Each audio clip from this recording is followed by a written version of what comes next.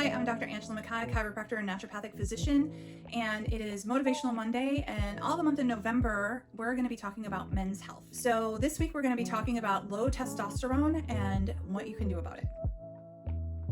They've done a lot of research and found that testosterone changes all the time, different times of day, different times of the year. The peaks seem to be in February and December for some reason, with low points in June and August, which seems contrary to the Chinese calendar and way of thinking. Your testosterone really does go up and down. There's other research that shows if you're a sports fan and your team wins, your testosterone goes up, and if your team loses, your testosterone goes down. However, the problem with having too little testosterone is it can just leave you feeling so incredibly blah. It can leave you feeling fatigued with low libido, so your sex drive can be in the toilet. And this is important for women to note too, because women have a little bit of testosterone as well. And if their testosterone gets low, it can also affect their sex drive and energy levels. You tend to get a decrease in lean muscle mass, so as that drops, it often is due to low testosterone, and also letting that drop, getting out of shape, can also reduce your testosterone. So it's a vicious circle there. It can lead to irritability, depression, fatigue, and ultimately also erectile dysfunction, so it can be difficult to be interested in sex or to be able to really engage in sexual activity. So this is not something guys generally want to talk about, but it does affect quite a few men. Approximately 2% of the population has low testosterone, but that number goes up significantly if you happen to have diabetes. 25% of men with diabetes have low testosterone as well. And then by the time that you're 80 years old, all the men, basically 50% of men, will have low testosterone as well. So it does go down as you age just naturally as well. Other signs that you may be suffering from low testosterone include losing your body hair, having some thinning in your beard. If you're not shaving every day, you may notice that. So stress.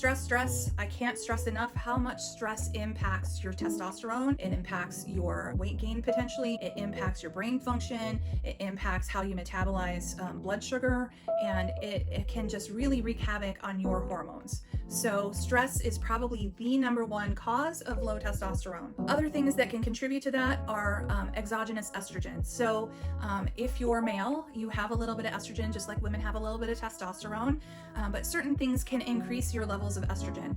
Beer, hops especially, is very estrogenic. If you're very sensitive, you want to maybe cut the beer because it can increase your estrogen levels. If you have weight gain around the middle, oftentimes that's associated with stress and high levels of cortisol. And when your levels of cortisol go up, your body doesn't make testosterone. If you're stressed out and you're in a fight or flight situation and you've got to fight off a bear, you're not going to be thinking about rolling in the hay. You're going to be thinking about, how am I going to survive the next 5 minutes, 10 minutes, 15 minutes, 20 minutes? And now that stress doesn't ever stop. So if you're working already in a really physically or mentally or emotionally stressful environment, that's going to spike the cortisol, which is going to spike your insulin, which leads to abdominal fat, as well as lower testosterone. And that abdominal fat manufactures estrogen. It's also very inflammatory. So this doesn't have to be proportionate to what you're eating. This can just be a result of the level of stress that you're under, and it can really fuel a fire that leaves you feeling very fatigued, low testosterone, not interested in much of anything. And so it's really important to put that fire out. And then another thing that can contribute to altered hormone levels is really the amount of xenoestrogens that we have in our environment. So xenoestrogen is not exactly estrogen, but it mimics estrogen. It's close enough. It triggers estrogen receptors. And a lot of that's found in plastic. So I'm going to tell you now, don't ever heat your food in the microwave in a plastic container. Avoid plastic in your food as much as you possibly can. When you heat the plastic, that plastic leaches into your food so much faster. So even if it's just a very small dose, if you're doing it repetitively or even just once in a while, you shouldn't be ingesting that plastic. And already there's lots of research to show that there are plastic fibers, plastic dust, plastic bits all around us that end up in our bodies through ingestion, through breathing, through so many different avenues. Another way that I've really seen guys tank their testosterone is with overtraining. Men who just decide to go for it, they're ultra marathoners, they're just going to go. That is a form of stress, and your body will respond if you're overdoing it by releasing more cortisol as an anti-inflammatory measure because it thinks you're fighting off a bear. And so that's another way that you can really overtax your system and lower your testosterone. So working out is great, being fit, being healthy is awesome, but you do not want to overtrain to the point that you are really just basically digging yourself a hole, and you end up being so tired that it's hard to dig yourself out. Other things that can be problematic are injuries to the testes. testes. If you've had a fall and landed on something there and injured the testicles in any way, that can be problematic and change how much testosterone you're making. If you ever had mumps, and sometimes people get the mumps even if they've been immunized, there is a side effect for some men with the mumps that causes orchitis or inflammation of the testes, and that can cause a lowered amount of testosterone to be produced. So if you come in and you suspect that you've got low testosterone, there's some testing that needs to happen. One is testing your total and free testosterone. You look at other hormones, including luteinizing hormone and prolactin. You also want to rule out any organic causes of low testosterone or other reasons for your fatigue.